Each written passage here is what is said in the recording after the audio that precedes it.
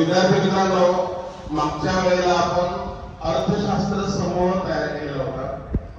या अर्थशास्त्र समूहाच्या माध्यमातून आपल्याला वर्षभरात अनेक प्रकारचे कार्यक्रम करायचे आहेत. त्या कार्यक्रमापैकी आजचा हा जो कार्यक्रम आहे हा आपला पहिला कार्यक्रम आहे. या ठिकाणी आपलं 12वीचं जे अर्थशास्त्र आहे, या अर्थशास्त्र विषयातील दुसरं प्रकरण उपयोगितेचे प्रकार हा जो मुद्दा आहे हा आपण एका छोट्याशा नाटिकेद्वारे आपण या ठिकाणी सादर करणार आहोत. सादर करणारे विद्यार्थी हे आपल्या अर्थशास्त्र समूहातील आहेत. त्यामुळे सर्वांनी अतिशय व्यवस्थितपणे ते सादरीकरण पाहायचं आहे, ऐकायचं आहे आणि याच्यावर आधारित बोर्डाच्या परीक्षेमध्ये तुम्हाला प्रश्न विचारला जातो. त्यामुळे आपण लगेच या सादरीकरणाला सुरुवात आहोत. विद्यार्थी मित्रांनो, अर्थशास्त्र समूह हा जो शासनाचा उपक्रम आहे की आपल्या कनिष्ठ महाविद्यालयामध्ये जेवढे विषय आहेत या सगळ्या विषयांमध्ये अर्थशास्त्र समूह हा जो विषय आहे, या विषयापैकी इतर अनेक विषय देखील आहेत. या सर्व विषयांचा वापर करून एक विद्यार्थ्यांचा समूह तयार केलेला आहे आणि या समूहाच्या माध्यमातून तो जो विषय आहे किंवा त्या विषयातील विविध प्रकारच्या संकल्पना या अतिशय उत्तम प्रकारे तुमच्या समोर मांडण्याचा या समूहातून आपण प्रयत्न करणार आहोत आणि शासनाचा उद्देश पण तोच आहे. चला तर मग आपण आजचा हा जो नाट्यप्रयोग आहे उपयोगितेचे प्रकार त्याला आपण सुरुवात करूया. धन्यवाद. आपल्या ज्युनियर कॉलेजमध्ये जेवढे विषय आहेत अगदी आर्ट्स, कॉमर्स, सायन्स या सर्व विषयांचा समूह तयार करण्याचा शासनाने सांगितलेला आहे आणि या समूहाच्या माध्यमातून त्या प्रत्येक विषयातील ज्या विविध संकल्पना आहेत या संकल्पनांचा प्रत्यक्ष जीवनामध्ये विद्यार्थी कशा पद्धतीने वापर करतो किंवा आपल्या विषयासंदर्भात विविध प्रकारच्या जी काय संकल्पना असतील, काही सिद्धांत असतील, जे काय असेल हे तुमच्या समोर या समूहाच्या माध्यमातून मांडण्याचा आज आपण इथे प्रयत्न करत आहोत. तर आजचं हे जे सादरीकरण आहे हे सादरीकरण थोड्याच वेळात सुरू होत आहे. मी सर्वप्रथम पात्र परिचयाची तुम्हाला ओळख करून देतो. सर्वांनी जर आपल्या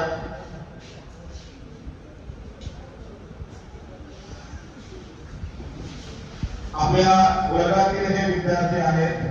यामध्ये आरस, सूर्य आरस, त्यानंतर वेदांत नाईक, त्यानंतर ही दुर्वा, त्यानंतर गौरेश गव्हाणकर, त्यानंतर साहिल सावंत हे विद्यार्थी हे विविध प्रकारची काही पात्र आहेत किंवा जे प्रकार आहेत हे आपल्या समोर सादर करणार आहेत. चला आपण सुरू करूया.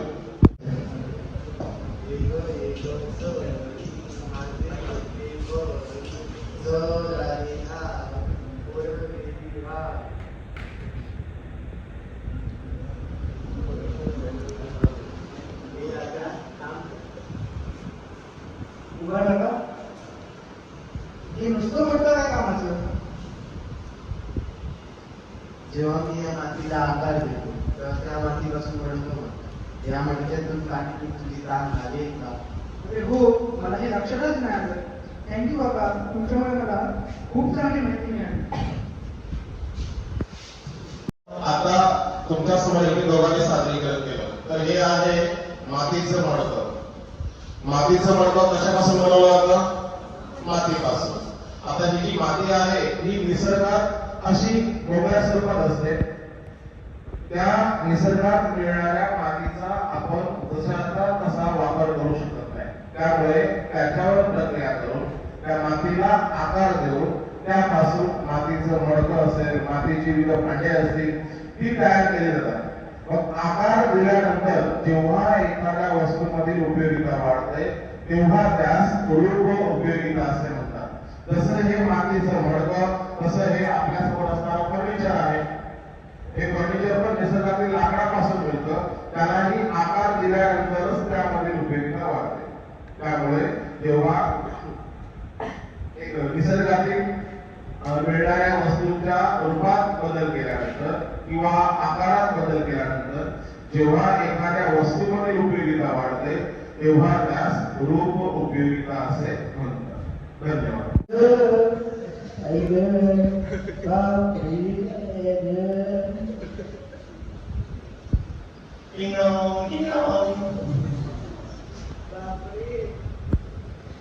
बापरे, डॉक्टरांना संगीत सगळंच आवडायला वाटतं.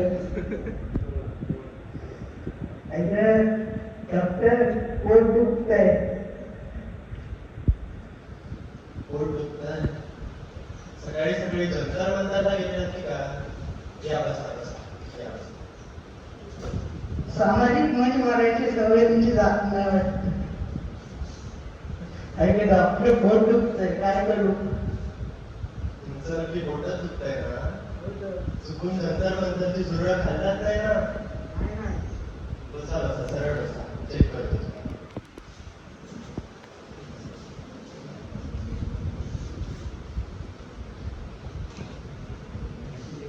स्टेथोस्कोप नवीन दिसतोय. अरे बापरे.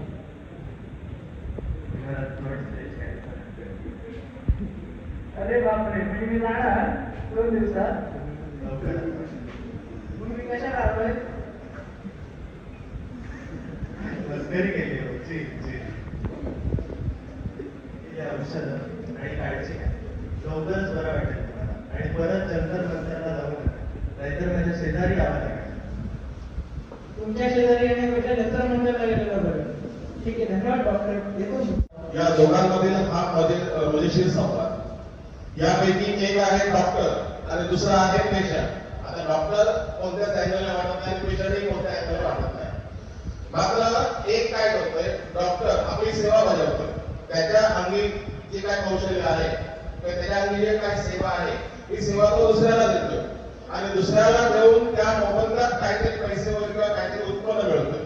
म्हणजे अशा पद्धतीने समाजामध्ये हे डॉक्टर असतील, शिक्षक असतील, हवाल असतील, इंजिनियर असतील, हे सर्व आपल्या अंगी असलेली सेवा जेव्हा दुसऱ्याला देतात तेव्हा त्या ठिकाणी सेवा उपयोगिता निर्माण होते. धन्यवाद. मला शामकडे हे पुस्तक वाचायचं होतं, तुमच्याकडे आहे का?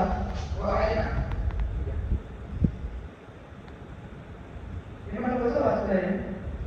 हे पुस्तक जोपर्यंत माझ्याकडे आहे ना, तेपर्यंत तुला हे वाचायला येणार नाही.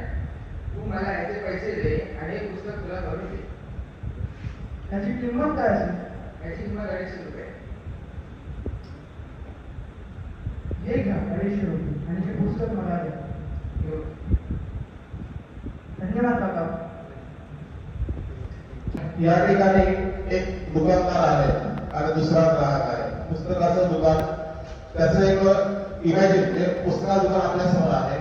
या ठिकाणी एक ग्राहक ते पुस्तक घ्यायला दुकानात जातोय आणि तो समोरचा विक्रेता आहे, तो विक्रेता त्या पुस्तकाची किंमत घेऊन ते पुस्तक आहे, श्यामचे आहे, हे पुस्तक आहे, हे पुस्तक ग्राहकाला देतोय. म्हणजे अशा पद्धतीने जेव्हा एखाद्या वस्तूची मालकी एका व्यक्तीकडून दुसऱ्या व्यक्तीकडे हस्तांतरित होते. आता ही हस्तांतरित कशी होते, तर त्या वस्तूची किंमत देऊन. या पुस्तकाप्रमाणेच आपण अनेक प्रकारचे कपडे खरेदी करतो, मोबाईल खरेदी करतो, दूरदर्शन संच खरेदी करतो. आपण जितक्या वस्तू खरेदी करतो दुकानात जाऊन, त्या सर्व वस्तूंमध्ये स्वामित्व उपयोगिता असते. स्वामित्व उपयोगिता याचा अर्थ एका वस्तूची मालकी दुसऱ्या व्यक्तीकडे जेव्हा हस्तांतरित होते, त्याचा मोबदला घेऊन त्यावेळेला त्या वस्तूंमध्ये स्वामित्व उपयोगिता निर्माण होते. धन्यवाद.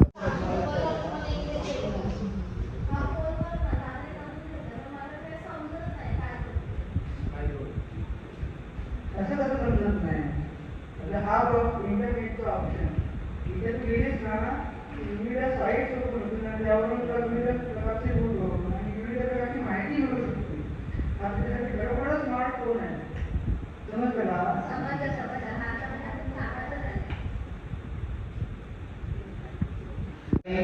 हा मोबाईल, सुरुवातीला जेव्हा मोबाईल आपण दुकानातून आणतो त्यावेळेला त्या मोबाईल संदर्भात आपल्याला शक्यतो काही लवकर कळत नाही.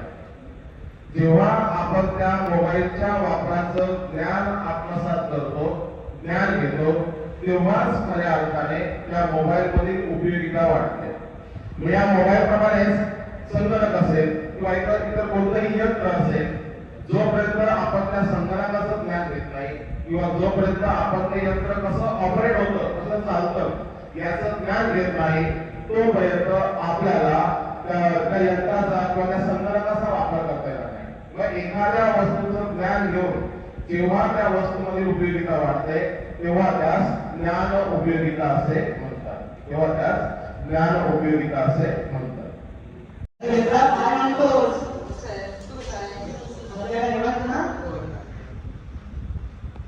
इकडे म्हणतो आपली शाळा खूपच पुढे गेली आहे, मस्त बांधकाम केलं. हे कुठल्या प्रकारचे दगड वापरले? अरे हा चांगला दगड आहे. म्हणजे कोकणात सापडतात तेच दगड. शिवाय म्हणतात ते यांनाच ना? हो.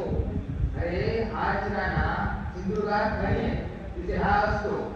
पण जेव्हा तो त्या खणीमध्ये असतो ना, तेव्हा त्याची भूमिका शून्य असते. पण जेव्हा त्याला बांधकामाच्या ठिकाणी आणतात ना, तेव्हा त्याची भूमिका वाढते. अरे वा, खूप सुंदर माहिती दिलीस. ही माहिती मला नव्हती. कॉलेजमध्ये एवढा हुशार नव्हताच तू. धन्यवाद. विद्यार्थ्यांनी जे उदाहरण दिलं ते म्हणजे आपल्या सिंधुदुर्ग आणि रत्नागिरी जिल्ह्यामध्ये जांभा दगडाच्या खाली आहे. आणि या दोन्ही जिल्ह्यांमध्ये जास्तीत जास्त जे बांधकाम आहे, घराचं बांधकाम, ते जांभ्या दगडापासून तयार केलं आहे.